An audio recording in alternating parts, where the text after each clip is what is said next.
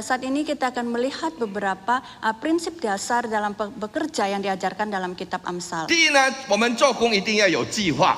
Yang pertama, kita bekerja haruslah ada perencanaan. 箴言21章第5节这里说，这个因循筹划的足智丰裕、行事急操的，都必缺乏。 Dikatakan rancangan orang rajin semata-mata mendatangkan kelimpahan, tetapi setiap orang yang tergesa-gesa hanya akan mengalami kekurangan. 我们做每一件事情都不可以匆匆忙忙的做， Dalam mengerjakan setiap hal kita tidak boleh tergesa-gesa. 我们一定要有一个好的计划。 Kita harus mempunyai satu perencanaan yang baik. 如果我们匆匆忙忙，肯定会失败的， Jika kita tergesa-gesa itu akan gagal. 因为我们没有好好的筹备和准备。 Karena kita tidak mempersiapkan dan merancangnya dengan baik. 其实这个也是今天的管理学所教导我们的，是不是？ Dan sebenarnya itu juga diajarkan dalam ilmu manajemen hari ini, 在 bukan? 管理学说如果我们做了计划，其实就是我们成功的一半。 Dalam ilmu manajemen dikatakan jika kita sudah buat perencanaan, maka itu sudah berhasil sebanyak 50%. 但是如果我们没有准备呢，没有计划呢， Tapi jika kita tidak mempersiapkan dan tidak merencanakannya, 其实我们准备或者计划失败的。 sebenarnya kita sedang merencanakan kegagalan. If we are not planning, making a plan, we are planning to fail. We are planning failure. 就是说，如果我们没有准备，其实我们就是准备做什么？准备失败了嘛。 Maka sebenarnya jika tidak ada perencanaan, kita sedang merencanakan kegagalan. 第二个规则 Yang kedua, 就是要搭配。 yaitu harus ada kolaborasi. 这里在第15章第22节说，不先商议所谋无效，谋事众多所谋乃成。 Di pasal 15 ayat 22 mengatakan rancangan gagal kalau tidak ada pertimbangan, tetapi terlaksana kalau penasihat banyak. 为着要达成更高的果效，我们做工一定要征求更多人的意见的看法。 Untuk mendapatkan hasil yang lebih baik dalam pekerjaan, maka kita juga membutuhkan lebih banyak masukan. 越多人的意见，就越丰富我们所决定的一切。 Semakin banyaknya masukan, maka akan semakin kayanya akan hal yang boleh kita rencanakan untuk kita lakukan. 更何况是今天呢、 Terlebih lagi hari ini, 我们不能够单人匹马的做事情了。 kita tidak bisa lagi mengerjakan sesuatu sendirian. 因为我们没有拥有所有的知识， Karena kita tidak memiliki segalanya yang kita perlukan. 我们没有所有的技巧和能力。 Kita tidak bisa memiliki segala kekuatan ataupun peralatan yang kita tidak diperlukan. mempunyai semua pengetahuan dan kita juga tidak memiliki semua keterampilan yang dibutuhkan. 所以我们需要跟别人搭配。 Maka kita perlu untuk berkolaborasi dengan orang lain. 我们需要跟不同背景、不同知识的人搭配。 Kita perlu berkolaborasi dengan mereka yang berbeda pengetahuan dengan kita. 才能够达到一个最高的工作的果效。 Maka baru bisa mendapatkan hasil yang lebih baik. 第三个规则 Yang ketiga, 就是我们一定要有一个预防的措施。 yaitu kita harus memiliki langkah preventif. 第26章第27节， Di pasal 26 ayat 27, 在这里说，挖陷坑的，其实没有陷这个字，挖坑的自己必丢在其中，滚石头的石头必翻滚在他的身上。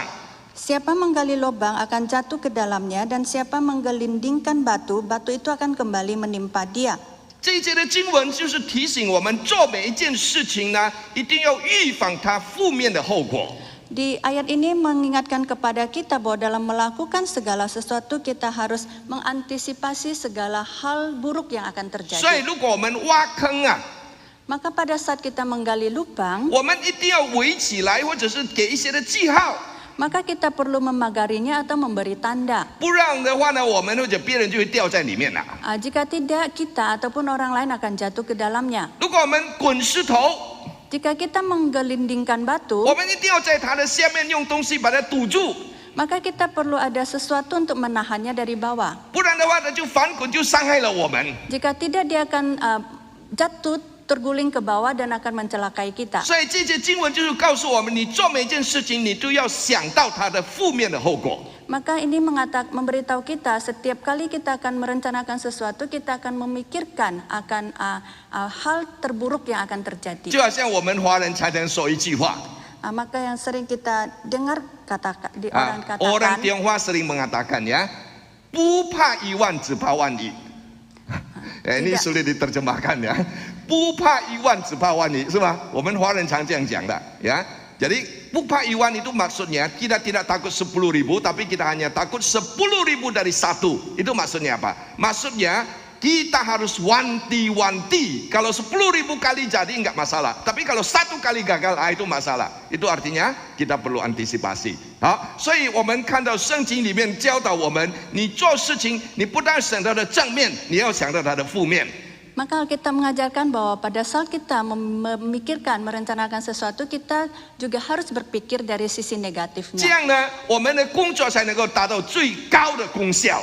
Dengan demikian pekerjaan kita baru bisa mencapai hasil yang 好， maksimal. 最后一个规则 Kemudian yang terakhir, 就是我们要维护，也要关怀。 yaitu kita harus ada pemeliharaan dan kepedulian. 在第27章的第23到24节， Di pasal 27 ayat 23 sampai 24. 这里说你要详细知道你羊群的情况，留心料理你的群牛，因为资财不能拥有，冠冕岂能存到万有吗？万代吗？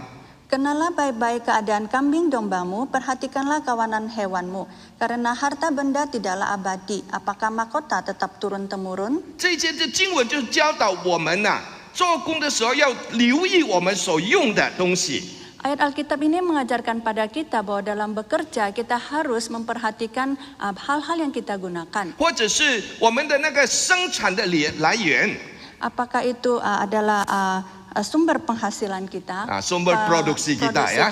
比如说我们所用的器材， Misalnya mesin yang kita pakai, 或者是那些农夫他们所耕种的植物， ataupun tanaman yang ditanam oleh para 或者 petani, 是那些的牧人他们所牧养的羊群， ataupun para peternak memelihara akan ternak mereka. 我们要好好的保养我们所有的这些的财产，或者是这些的用具，或者是这些的这个生产的来源。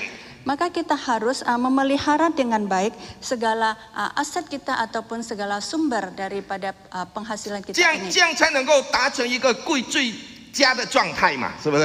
Dengan demikian baru bisa mencapai satu hasil yang optimal. satu kondisi yang prima ya。其实这个不单是指我们要留意到的那些的东西而已， Sebenarnya ini juga bukan hanya kita harus memperhatikan hal-hal itu saja, 也是提醒我们做上司的要留意我们下属的人， yaitu juga mengingatkan sebagai atasan juga harus memperhatikan bawahannya. 我们也要关心他们， Kita juga harus memperhatikan mereka. 关心他们心理上面、生理上面的状况， Kita juga harus memperhatikan akan kondisi diri mereka 了解他们所面对的问题 dan juga memahami segala persoalan mereka.